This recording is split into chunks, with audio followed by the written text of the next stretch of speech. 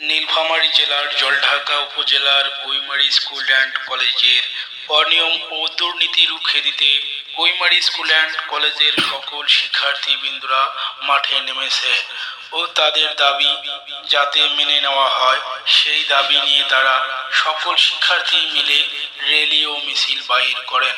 তাদের দাবি Koimari school and কলেজের অতিরিক্ত মাত্রায় পরীক্ষার ফি, মাসের বেতন সহ এসএসসি ও এইচএসসি পরীক্ষার ফর্ম ফিল-আপের টাকা তুলনামূলকভাবে অনেক বেশি নেওয়া হয়।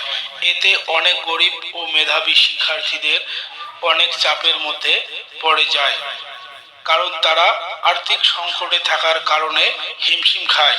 এতগুলো টাকা তারা কিভাবে দিবে?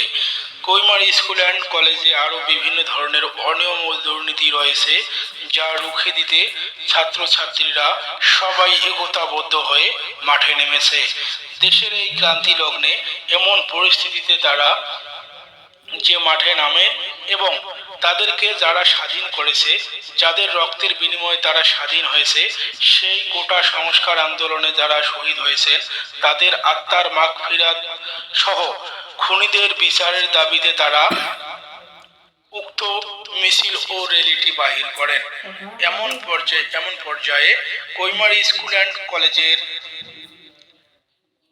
প্রধান শিক্ষক পরেশ চন্দ্র বিএসসি তিনি কোটা সংস্কার আন্দোলনে যে সকল শিক্ষার্থীরা প্রাণ হারিয়েছেন তাদের নিয়ে কিছু বক্তব্য দেন।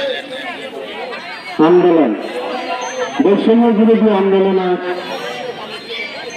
বাংলাদেশ গড়ার লক্ষ্যে আবু সাইদের তাজা রক্ত দিয়ে বাংলাদেশ আজ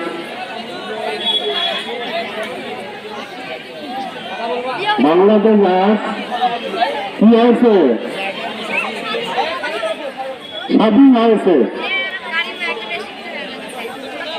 এবং বাংলাদেশের অনেক ছাত্রছাত্রী নিহত হয়েছে। তাদের সকলের মাগফিরাত কামনা করি এবং তোমরা যে আজকে এই শান্তি মিছিল করলে তোমাদের সবাইকে আমার আন্তরিক ধন্যবাদ। এই বলে আমার বক্তব্য আমি শেষ করলাম।